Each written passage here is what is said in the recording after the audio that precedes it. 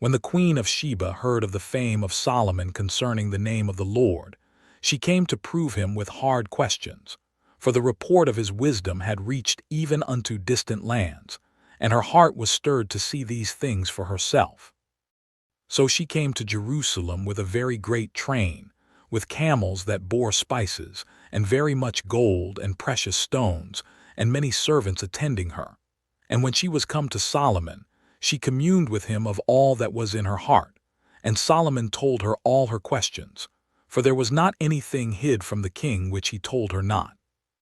And when the Queen of Sheba had seen the wisdom of Solomon, and the house that he had built, and the meat of his table, and the sitting of his servants, and the attendance of his ministers and their apparel, and his cupbearers, and the order of his court, and his ascent by which he went up unto the house of the Lord,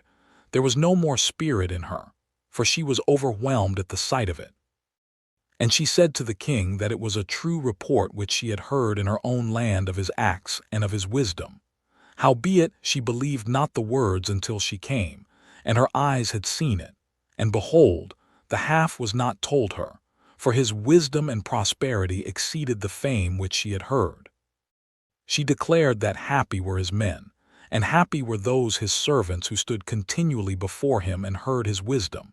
And she blessed the Lord his God, which delighted in him to set him on the throne of Israel, saying that because the Lord loved Israel forever, therefore made he him king, to do judgment and justice. And she gave the king 120 talents of gold, and of spices very great store, and precious stones, and there came no more such abundance of spices as these which the Queen of Sheba gave to King Solomon.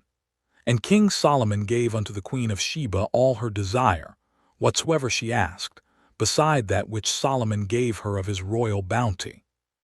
So she turned and went to her own country, she and her servants, for she had seen with her own eyes the wisdom of Solomon, and the goodness of the Lord upon Israel, and she returned bearing witness of all that she had seen and heard.